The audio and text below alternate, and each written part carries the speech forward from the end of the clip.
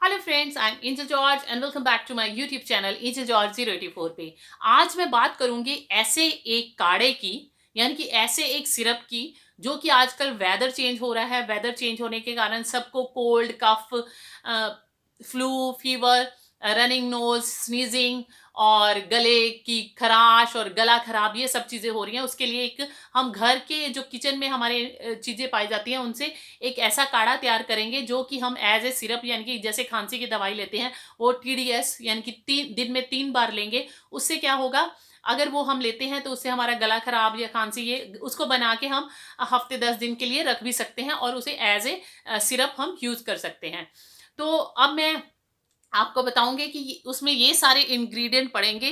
ये है गुड़, है तुलसी, है रॉक सॉल्ट, है सेंधा नमक जिसे बोलते हैं, ये काली मिर्च है, ये सौंठ है यानी कि जिंजर पाउडर है, ड्राई जिंजर, आप दूसरा जिंजर भी ले सकते हैं, ये अजवाइन है, और ये कार्डामोम हरी वाली इलायची है, सौंफ है, और ये लौंग है, और ये लेमन ग्रास है, ये और ये हल्दी है। इन सब चीज़ों से एक ऐसा काढ़ा हम तैयार करेंगे जो कि सिरप के रूप में हम उसको ले सकते हैं।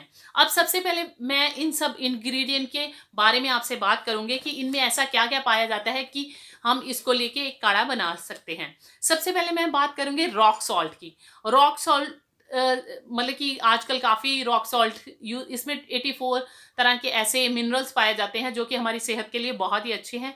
ट्रेस मिनरल होता है, ये बूस्ट करता है मेटाबॉलिज्म को और इम्यूनिटी को बूस्ट करता है, इसलिए इसको हम इस काढ़े में यूज करते हैं। नेक्स्ट है लौंग या क्लव्स। ये इसमें एक antiseptic, anti bacterial, anti anaesthetic, anti aromatic और एंटीऑक्सीडेंट प्रॉपर्टी पाई जाती है जो कि कफ और कोल्ड की रेमेडी में बहुत ही कारगर सिद्ध होती है।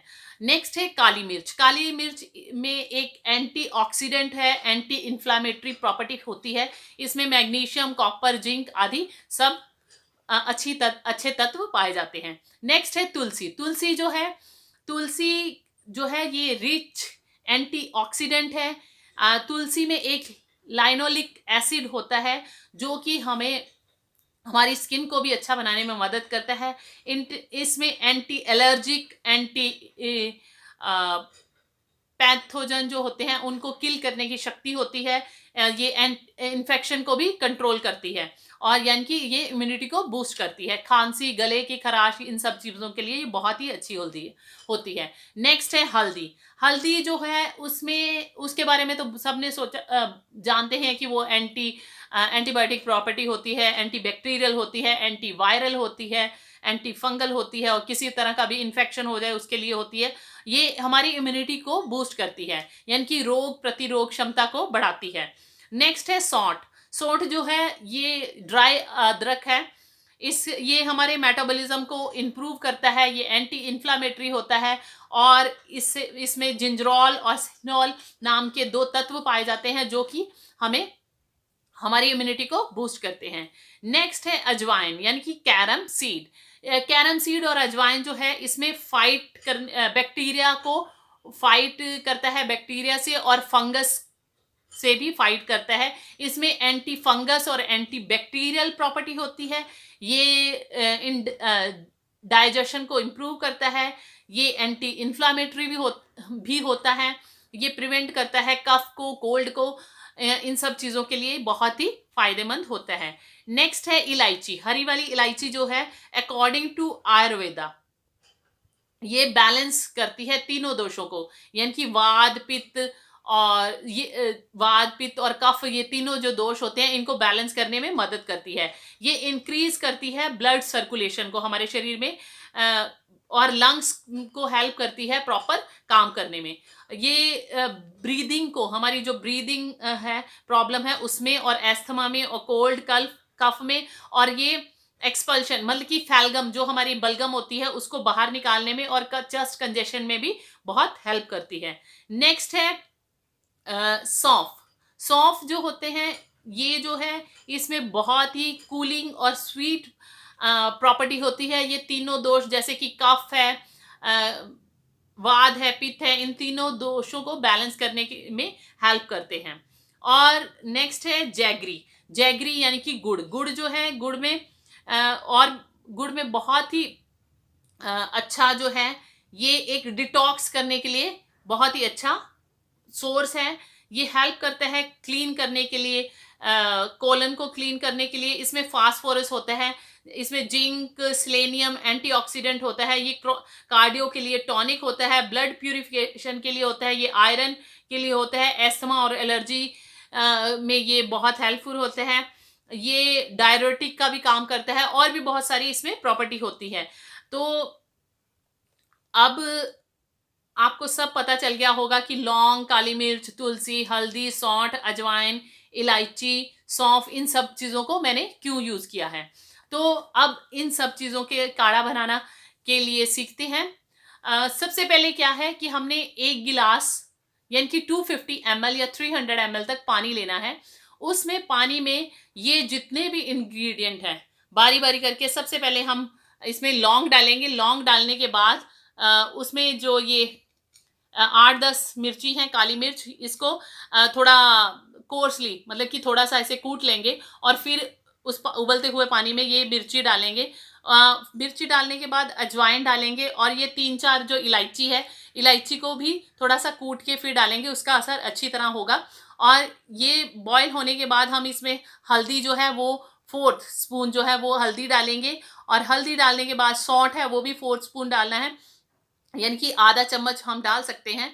और फिर इसमें काला नमक और तुलसी के पत्ते डालेंगे, और जो गुड़ है, गुड़ को ऐसे डली नहीं डालनी है, उसको अच्छी तरह से कूट के, मतलब कि कूट के छोटे छोटे टुकड़े करके उसे किसी लकड़ी वाले चम्मच से हिलाते रहेंगे, या स्टील के बर्तन में बनाना, या फिर लकड़ी वाले या फिर कांच के बर्तन में बनाना, उसको हल्की आंच पे बनाते रहेंगे। ये जो लेमन ग्रास है ये आपकी चॉइस है, अगर मिल जाता है तो ठीक है, नहीं तो ये तुलसी और इन सब इंग्रेडिएंट को आप हल्की आंच पे एटलीस्ट 5 मिनट्स तक बॉईल होने देंगे, जब तक कि ये काढ़ा जो है वो आधा नहीं रह जाता है। तो आधा रहने के बाद आप देखेंगे इसकी कंसिस्टेंसी जो है वो सिरप की तरह बन गई है। तो आप उस हल्की हल्की आंच पे उसे बंद कर देंगे। बंद करने के बाद उसको ठंडा होने देंगे। ठंडा होने के बाद किसी भी कांच के बर्तन में, या फिर कांच की शीशी में, या फिर कोई बॉटल आपके पास है जो कि कांच की है, जैसे जैम की बॉटल है, मैंने जैम की बॉटल में भर के रखा है, तो जैम की बॉटल में आप उसे डाल के बना के डाल के रख सकते हैं। उससे क्या होगा कि उसे आप, अगर किसी बच्चे को अगर खांसी या जुकाम या कोल्ड कफ है, तो आप उसे 1-1 चम्मच सुबह, शाम, दोपहर को दे सकते हैं। और अगर कोई बड़ा है या बूढ़ा है तो उसे 2-2 चम्मच आप सुबह, शाम और दोपहर को, मतलब सुबह, दोपहर को और रात को दे सकते हैं, रात को सोने से पहले। और एक चीज़ का ये ख्याल रखें कि ठंडा पानी जो है वो बिल्कुल नहीं पीना है। आप कोसा वाला पानी पिए, मतलब कि थोड़ा सा गुनगुना करके पानी पिए, या बॉटल में भर के रख लें, तो वो रेगुलर बेसिस पे लें। और आप इस सिरप को 10-15 दिन के लिए ऐसे मौसम में बाहर भी रख सकते हैं, वो ख़राब नहीं होगा। तो आप, वैसे तो मैंने उतना ही बताया है कि आप 1 हफ्ते से पहले ही ये ख़त्म हो जाएगा, तो आप फिर दोबारा बना सकते हैं, बना के रख सकते हैं। जैसे कि किसी आजकल का ये वेदर है, इसमें खांसी, जुकाम, नज़ला, छींके आना, ये सब कुछ, या गला ख़राब हो जाता है, तो आप इसको आप अपने घर में बना के रख सकते हैं। या फिर इन सब चीज़ों को एक, जैसे कि ये मैंने प्लेट में रखा है, तो इन सब चीज़ों को आप मिला के किसी बॉटल में भर के रख सकते हैं। तो बाद में इसको आप बॉयल करके, फिर इसे 10-15 मिनट तक बॉईल करने के बाद आप बना के रख सकते हैं। उससे क्या होगा कि आप जब भी इस सिरप की ज़रूरत होगी तो आप उसको यूज़ कर सकते हैं।